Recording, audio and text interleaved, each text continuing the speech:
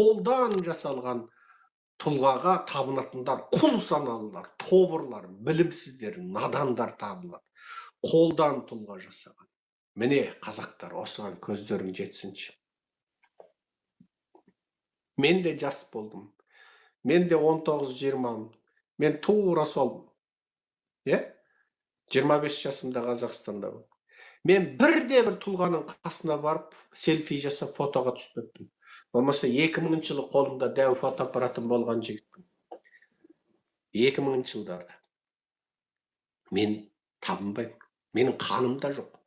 Менің нанымымда, жүрегімде біреулерге табыну дейтін оғым жоқ.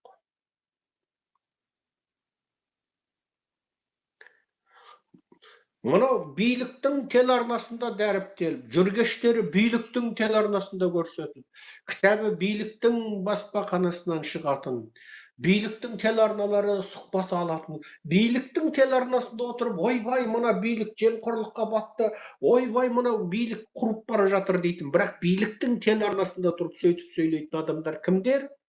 Биліктің маймылдары. Кімді биліктің веб-сайттары дәріптесе, кімді биліктің телеарналары көрсетсе, кімді биліктің облыс әкімдері марапаттап тон жапса, кімді депутаттар, биліктің маймыл депутаттары еңіреп тұрып еске алса, онда сене беріңдер, ол биліктің маймылы қолжаулығы. Қазақтар, осыншалық қарапайым нәрсені түсіне алмағаннан кейін ел болмайсыңдар. Егер осыншалық қарапайым нәрсені түсіне алмасаңдар, ел болмайсыңдар.